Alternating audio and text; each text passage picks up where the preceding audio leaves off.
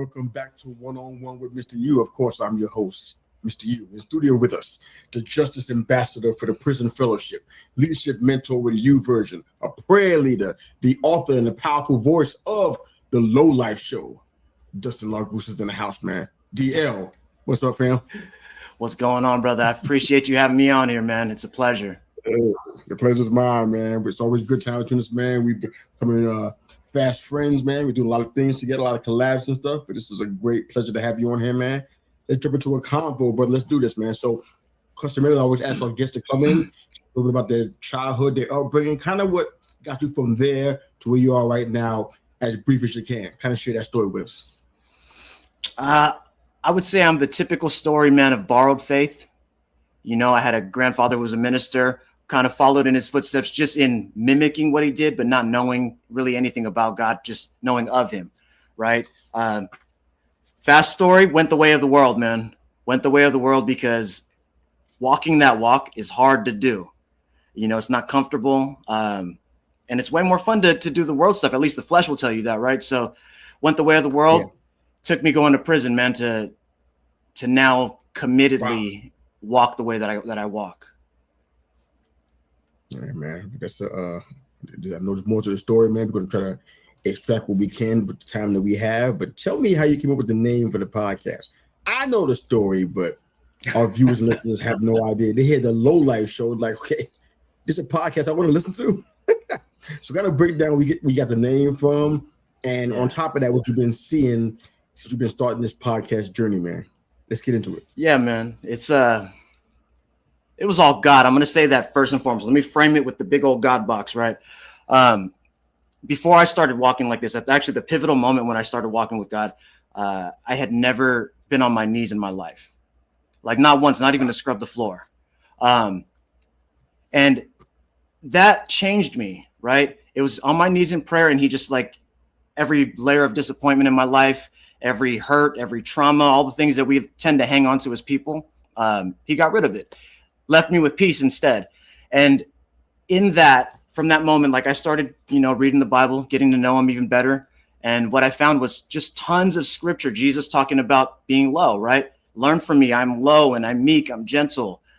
He took up the low position of a servant, right? So those things happened. And then I remember sitting there as God was calling me to do this podcasting, man. I was like, God, I'm just a man of unclean lips, right? I'm a scumbag. I'm a dirtbag. I'm a low life. And when that came to me, it was like, he was like, yes, you are. But now you're living one. Now you're in prayer. You are low at my feet, right? You've been humbled. So yeah, I mean, I just strung those two things together, man, but it was God. Like I would have never, I don't even like calling myself a dirtbag anymore. It's strange to me. I used to enjoy it, but now it's like, no, I'm not, man. I'm his. Oh, I love that, man. I love that. Yeah, I won't let you talk about yourself like that now. You know too many things now for that to be the case. But man, you're a rare brother. I hope that during this short time we have, people can see and hear that. Those on listening platforms, those that are watching us live right now, I hope they can see that you're a rare brother, man. The things that you're talking about doing for people, it's like you don't hear that very often. You've been in this fight against recidivism, and what would you say has been the biggest challenge so far in doing that, man? And kind of I know you spent some time inside, but tell me how those things kind of came together to put you on the journey that you're on right now to help people who are coming out and trying to re-enter society. As I've continued to have the sustainable peace, I'm still in touch with some of my friends of my former life, and I see and hear the angst in their voices. I could see it on their faces, some of the things they post on social, and I'm like, I was that, but I have this peace now, right? And it made me think about my whole journey from getting out of prison, re-entering society, and all the challenges that I had. And I figured, you know what, man, I want to be the answer to the prayer that I didn't know I was praying. Because mind you, I wasn't a prayerful person at the time, right? But when I got out, I immediately was faced with all these walls and all these struggles. And I see it on people that I still consider dear to me, right? So why wouldn't I want to, make an effort, right? just because I don't know the other people that are in there and coming home, like they're still coming home. Those challenges are still going to exist, right? And there's still people who don't need to go through all of that. So, you know, I just had this burning desire to want to join that fight, man. The challenge, I think, has been seeing myself as qualified for that. Wow. You know, I'm not a politician. I'm not somebody that has millions of dollars or any of these resources at my hands, you know, and so I battle that.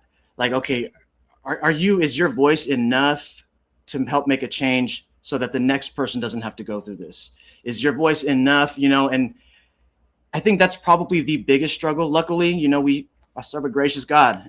He reminds me all the time, like, this is what you were called for. This is what I have you here for. Like, you're enough for this because this is your assignment. So it's a daily thing, but we managed to overcome by the grace of God. I love it. I love it. I know a lot of times people come on our show, especially on this show, where we hear compelling stories from around the world. And I usually kind of just expect them to come and pour out to our listeners and our viewers. But today, I'm going to do something a little bit different. I want to pour into you, man, and let you know how important you are to me personally. I can't speak for all the people who I don't know the names and faces. I know a couple folks who love you dearly like I do, and your name is always in their mouth, and it's always in a positive way. But you have been a huge contributor to our Men's Roundtable Series podcast, and I don't take that lightly. You were handpicked. I felt led to bring you into that, and I really feel like you have something to offer. So I get that your daily challenge is a self-esteem, kind of seeing your value in the big picture. You got value. Just because of where you came from and what you were doing, that does not negate the fact that you have value. The Bible says that we are treasures in earthen vessels. What that means? That means those vessels are fallible, they're breakable, they're weak by nature, they deteriorate with time. But we're a treasure in God's eyesight. So I want you to know that, man. When I call you for the MRTS podcast, when we have a broadcast coming up, it's because I see value in you, brother. I know that when you open your mouth, you got something sincere and authentic to say, and people catch it. They resonate with it. I heard the feedback after our broadcast, and you were always somebody that was mentioned as, I resonated with that guy. I resonated with DL. I resonated with that mindset that he had. So I need you to understand that. even in that same vein, man. Even in that same vein, I want to ask you, how do you feel that you've been impacted in growing as a man, not just because of our podcast, but just because of the interactions, the opportunity to speak to the issues that we talk about as men that honestly nobody else really understands? How do you feel like you've been impacted personally, and how do you feel like you're growing as a man because of that? I think it's allowed me to understand that some things are normal. Okay. That we as men tend to suffer in silence, and we don't have to. You know, obviously it doesn't mean we go around and spill the beans to everybody, but you know, there's wisdom in it. But I think that's the biggest thing, because I've always kind of, you know, put on a stone face, you know, man up, toughen up. Like, you don't have problems, you know, problems are for other people, not for you, you know, and so I would lie to myself. So I would lie to myself and say it was okay, even if it wasn't. So I think through the joining you guys at the roundtables, hearing other people's perspectives, their experiences, it's given me, I guess, license to be okay with not being okay, you know, and to find my way through it without keeping it to myself. I like that. This probably is the easiest question I'm going to ask you. This probably a softball question, but I'm going to ask it anyway. You had, and something that we kind of shared background wise, you had plenty of reasons to kind of do your own thing, plenty of reasons to kind of mind your own business, not get involved. I'm sure there's some situations that happen in your life. You're like, you know what? Because I put my nose in that, or I tried to help, or I did that, this is what got me into some of the stuff I'm into. I know that because I've experienced it. I know you can relate to this. Why is this a mission for you? Especially, how would you crystallize why this is a mission for you? Because you could have done a lot of different things. You got options. You got free will. You got choice. You don't have to do what you're doing right now. Why is this something that you just can't shake? You can't get away from this. Why do you feel like this is? Why is this pull here when you could be doing so many different things in so many different areas? You're a smart, intelligent guy. I mean, you can do all kinds of stuff. Why you want to do this? Again, God, man, he made it impossible for me to do anything else. Everything that I've walked into, I found searching for a job online. You know, it's hard for felons to get jobs, right? Oh, yeah. So like with YouVersion, man, looking for a job, all of a sudden here, volunteer for YouVersion. Looking for a job. Here's all this podcasting stuff. None of it's paying the bills. Looking for a job. And here comes prison fellowship, right? And meanwhile, I'd have people in my congregation, in my circles and stuff telling me like, you know what? You would be good for like prison stuff, you know? And to me, it's like, nah, like I'm not going back there. Like I'm good. You know what I mean? Like you can go in there, but I'm good. But as the road just kind of cleared away, like God made it impossible for me to shake it. And he's shown me, you know, he doesn't waste a minute, right? All of those years that I thought were lost, now they're being redeemed because they can help somebody else. You know, maybe I don't get all the glitz and glam that I once thought I was going to get in those years that I lost, but I'll tell you what, it's way more fulfilling. It went from being like resistant to God to like, okay, what are we doing next, God? Like, I bet you're going to do this. You know, it's exciting. It's a journey. Absolutely. No, I get that. And your podcast is being streamed in over 500 correctional facilities, man. People are after getting a chance to hear your story. That's, if you want exposure, gosh, that's it. And no pun intended here, but you got a captive audience, dude. People they got access to you and they can see and hear your story. And it don't get no better than that. You got your story is going exactly to where you want it to go. And that's something that sometimes with podcasting you can't control. You can't control where your voice goes and where your show goes. But in this case, it's going exactly where it's supposed to be going. How'd that feel, man?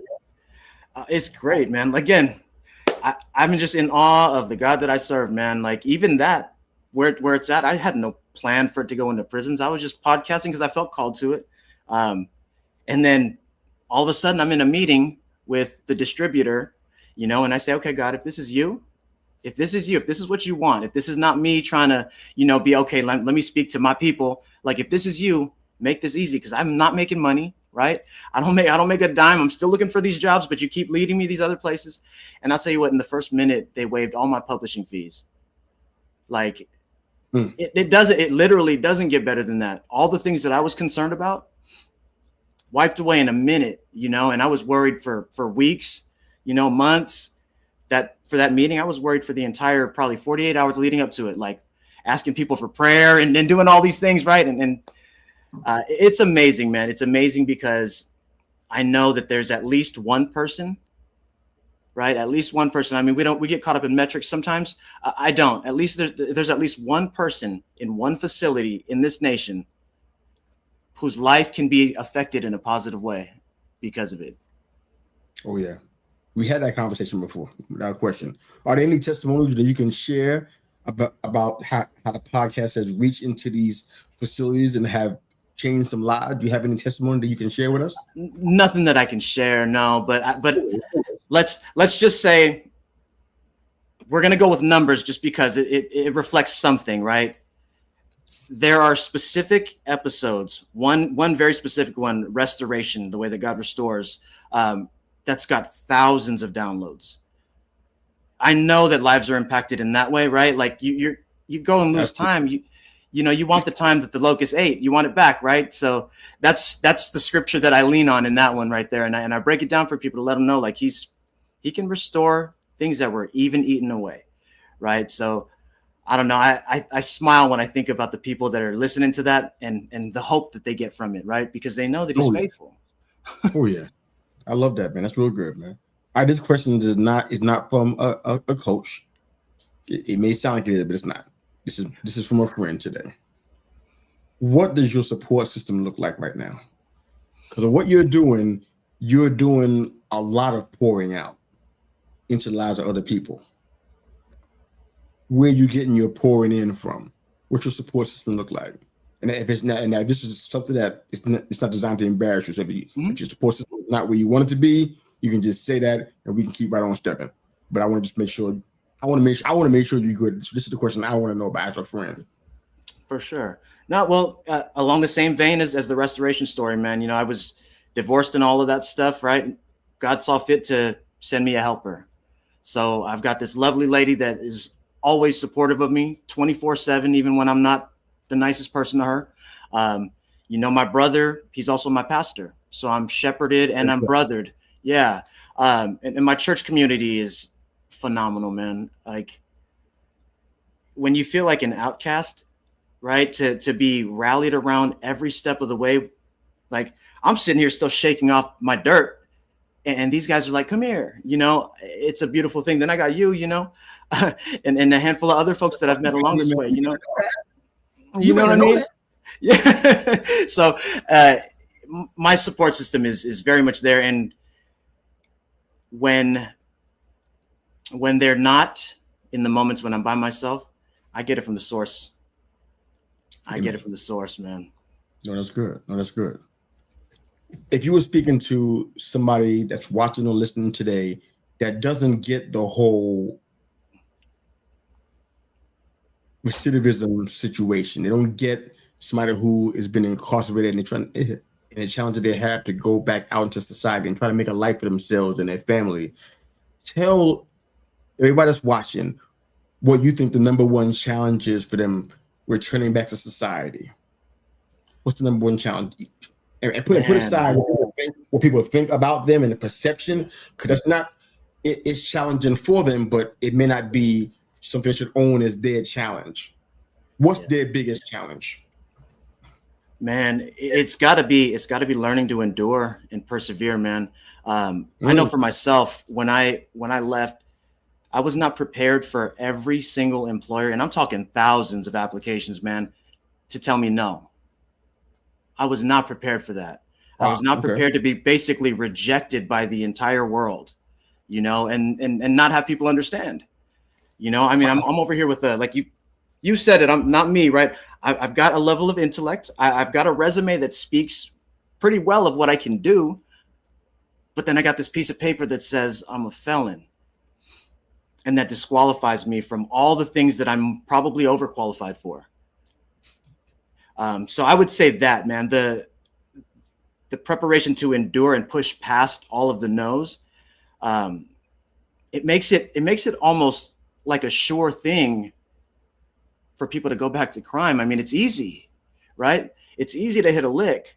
Nobody's gonna, if somebody tells you no, it's illegal anyways, right? Like, but you go to apply for a job, you want to do things the right way, and everywhere you turn, it's like, nope, sorry, no. I mean, I've had a person who I went through training and they got my background check back, and I thought they had already seen it.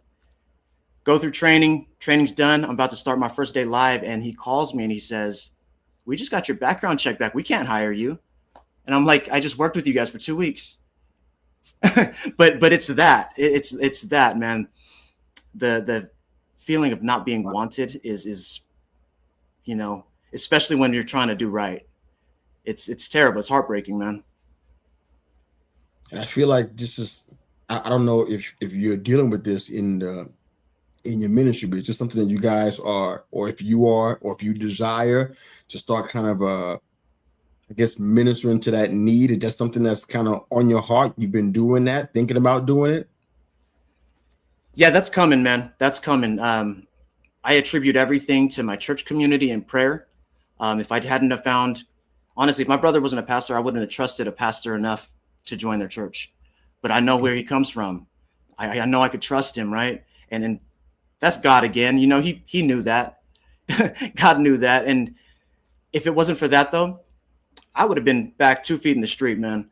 I can guarantee you that. So yeah, absolutely, that's coming. I've been talking with the guys at Prison Fellowship on their reentry. They're trying to establish a model that would help kind of foster and shepherd people towards the community that they belong in, rather than having them do what I did, what probably a lot of people do, man, play ping pong until you find the place or until you don't.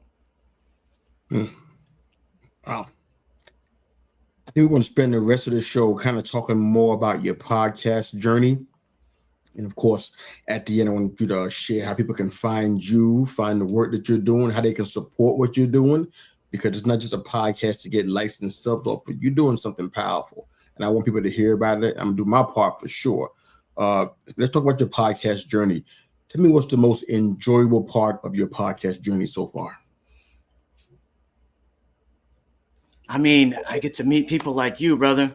Honestly, I've met so many incredible people, man. Like so many incredible testimonies, and then to know that Revelations 12 tells us, by the power of the testimony and the blood of the Lamb, that's how we overcome the enemy. And so to be a part of that, to be a part of getting the testimony out of people, to sharing with other people, like it's amazing. I'm like, the devil don't stand a chance.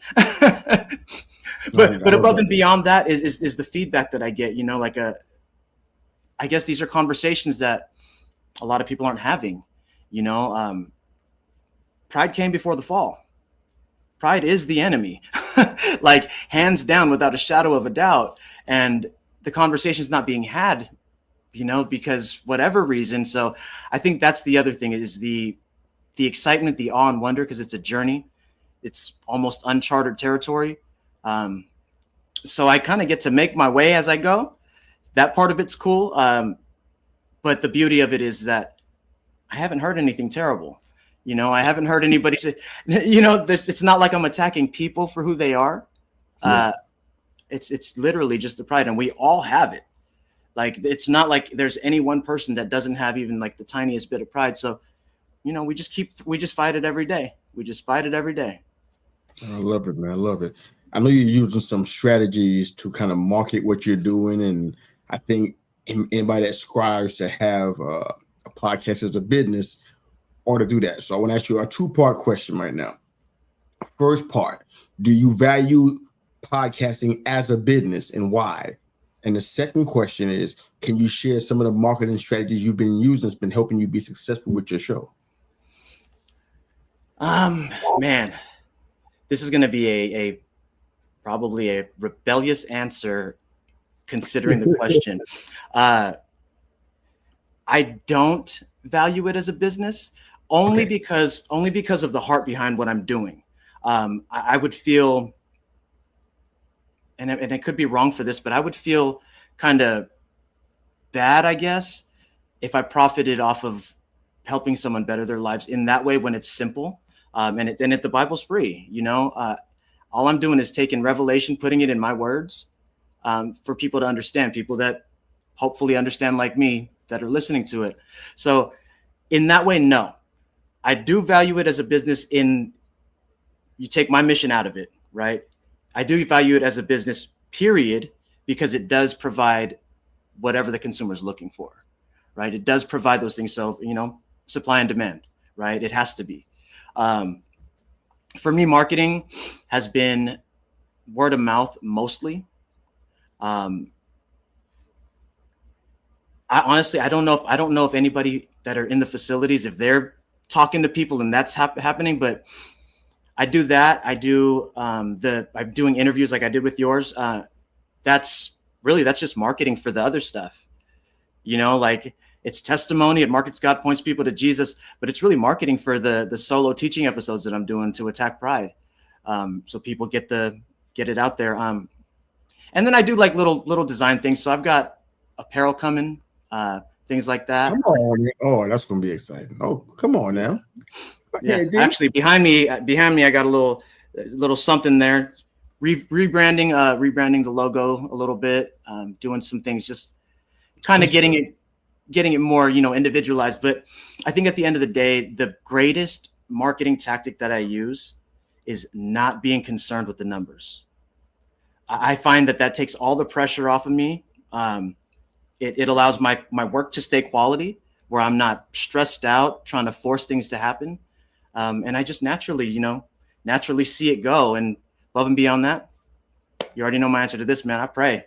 I pray. I say, God, be honored. Let this touch the people that it needs to touch, you know. And I know without a shadow of a doubt that whatever those numbers are behind the scenes, the analytics, that's the exact number that he's looking for right now in that moment. And in our little circle, that's how we roll. That's how we probably would answer that question if you ask all of us. We know that there's some bills that got to be paid and stuff like that. So you got to, you know, take care of that part. But I totally get you, man.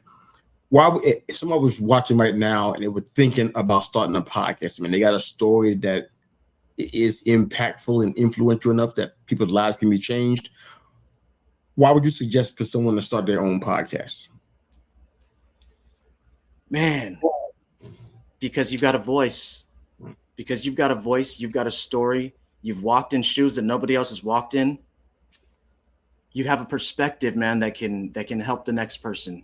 I think there's value in that all day long. You know, if I can avoid a pitfall because you had a podcast and I heard it and I was like, hey man, Mr. U, I listened to that last episode and I didn't trip over my feet. Like, that's amazing. That's amazing, you know. But yeah, man, like you have a voice for a reason. It's not to keep quiet, you know. The enemy might try to tell you that, but it's not to keep quiet. These things need to be told.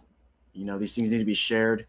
There's somebody out there that is looking for the specific thing that you have on your heart to speak, and they might not get it if you don't speak it. So that's the reason. You know it, man. I love this. All right. This is going to be our final question for the episode. And if you watch any of our shows, you know how we get down with this one. It's called the CMV question. It's not to diminish anything you've done in life, because everything you've done is valuable. Every experience has been valuable and it's been life-changing for you and others. But temporarily, I'm going to remove everything off of the table that you've done professionally, in ministry and everything. What do you think DL's doing in his life right now? If all those things are put out of the equation, what do you think he's doing? It could be a career. It could be a mission in life. It could be a place that you work and serve. What do you think you're doing? Writing, some form of artistry, man. Probably writing, maybe a book, you know, or graphic designs, man. I've loved art since I was a kid. I'm getting kind of decent with the digital versions of it, you know. But once upon a time, you give me a pencil, and I'm sketching you a portrait right now, you know. So I would probably be doing that. If not, video games, man, vegged out. Hands down. Like, I haven't played one in a long time, but I'm thinking, okay, if I take all of the things off the table, I would have time for video games. Oh my goodness. Had to leave that world behind me, man. Since Atari and ColecoVision, I didn't go back to that world, man. I don't even know what Sega is, man. I was long gone by then. But man, it's been a fantastic conversation, man. Thank you, brother, for coming in here and sharing your story, man, and just being so transparent and so humble, man. Been a pleasure, man. Man, I appreciate you. Thank you for having me. It's been a joy. I'm like, man, I get to go one-on-one with Mr. U. Come on, cut it out. Let's go. Let's get it on, baby. All right. Yep. So before we get out of here, man, I want to give you the last 2 minutes of our show, man. You get a chance to do 2 things, kind of let people know where they can find you and your work, whatever causes you want to put out there. Let people find out where they can get those or information on that. And then you can give a shout out to the people, whatever you want to say to the watchers and listeners today. Go for it. Yeah, man, you can find me at, really simple, livingthelowlife.com. Because that's, at the end of the day, that's the mission. It's to live low. It's, if I can help some of you guys along the way, that's great. But I know that I'm supposed to do it, period. So livingthelowlife.com, man. You can find me on Instagram, DL_the Lowlife. And then the Lowlife Show, Living the Lowlife IG. You can find me on YouTube at the Lowlife Show. You're going to see a couple of different ones there. I'm not the lowrider cars. You'll see. And for you out there, man, listen, the world tells us we're supposed to be a certain way. But the Bible tells us when we conform to the world, it makes God our enemy. The world would have us be proud and flex and look what I got. I would challenge you today to be countercultural, to choose humility over pride, and just see what happens. Just see what happens. I'm not going to spoil it for you because the journey is amazing, but I do know how the story ends. Thank you, brother. This has been fantastic stuff, man. I really appreciate it, bro. So if you guys are watching us live, it's going to be on all of the social media platforms with a couple of exceptions. We'll get about there throughout the course of today. But in about an hour or so, this episode will be on all the listening platforms. So if you're not a watcher, but you're an avid listener, Thank you for doing what you're doing. Give us a 5-star review on Apple Podcasts, please. We definitely appreciate that. And you have this episode there, hopefully within the next hour or so. But thanks, DL, for being on here, man, and sharing your story. We hope that lives are changed. Looking for some positive feedback coming back from our listeners and watchers, man. But have a fantastic day, brother. Thank you. Thanks for all you guys that are watching and listening.